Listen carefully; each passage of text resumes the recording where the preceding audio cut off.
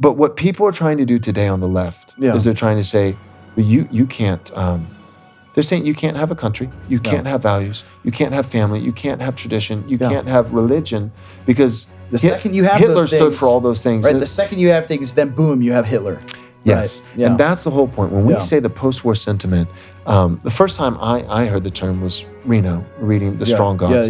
And his whole point in that book was saying there are weak gods and strong gods. The weak gods are universalism, globalism, versus and then whereas nationalism would be a strong god, progressivism and versus like religion, tradition, atomized individualism versus families, and he just kind of goes through all these feminism versus and egalitarianism versus patriarchy and father rule. And so he just goes kind of like, side by side comparison of here are the weak gods, here are the strong gods. And when you look at it like that, that's when you realize why Hitler must be engraved for all time as the worst bad guy. Because although there were abuses and although he really was a bad guy, he was one of the few bad guys on the right.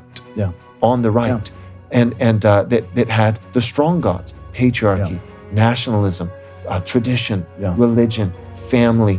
And so that's why, and so shedding the post-war consensus is basically, I think, just red pilling and saying no to the PSYOP and saying, I'm not a Hitler apologist, but nationalism, good.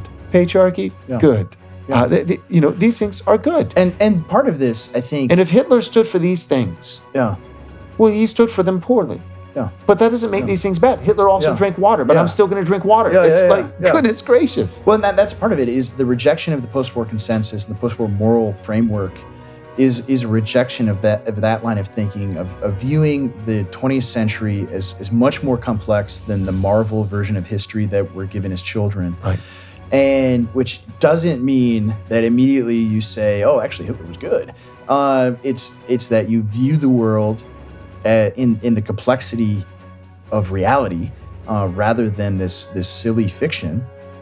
And on top of that, right, you're able to say, you call me this, and I think it's kind of played out, right? Because Trump has been called Hitler for 8 years, right, and he's not. Right. Like he has, not even close. Right, like the joke from, like, he has Jewish grandchildren. Right? He's not Hitler. And so people hear that. I mean, it's just like the term racist, right? You get called that enough, and it just falls on deaf ears eventually. It loses its power.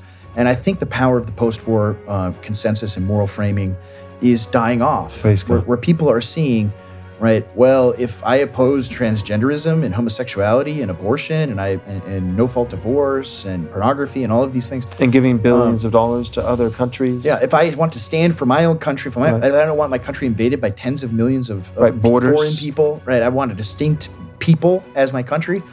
And in the past, for 40, 50, 60, 80 years, if you stood for those things, you'd be called Hitler. Right. And now people are like, I don't care if you call me that. I want those things. Yeah. Oh, Hitler. Yeah. Right. Yeah. And so the danger in all of this is that many young men have noticed, right, this psyop that's being played on them, and they swing right into the other ditch. Well, and that's the part. Say, actually, he was good. Part of the reason they swing into the other ditch, to be fair, is because there is, on this issue, honestly, on this issue of Israel, and alleged anti-Semitism, and like, just to be frank, there are no mature leaders who are on what we would consider to be the correct side of the aisle, but holding a reasonable position. Yeah, there isn't any leadership for them. So exactly. So the moment that a young man crosses the aisle, and the "don't believe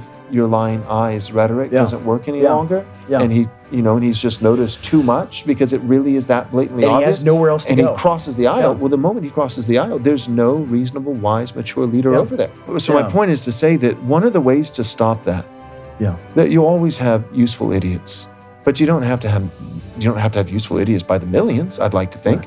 One of the ways you don't want your guys to be idiots. Yes. Yeah. So one of the ways to stop an unnecessary surplus of useless idiots on the right is to get some wise and mature men on the right. Yeah. But what happens if all the wise and mature men also happen to be cowardly men? Yeah. And on some issues are on the right, and thank God for it. Yeah. But on this issue, for whatever reason, they're like, no, Judeo-Christian is the line in the sand. Yeah, because I don't want to be called Hitler. It's a deal breaker. I will not,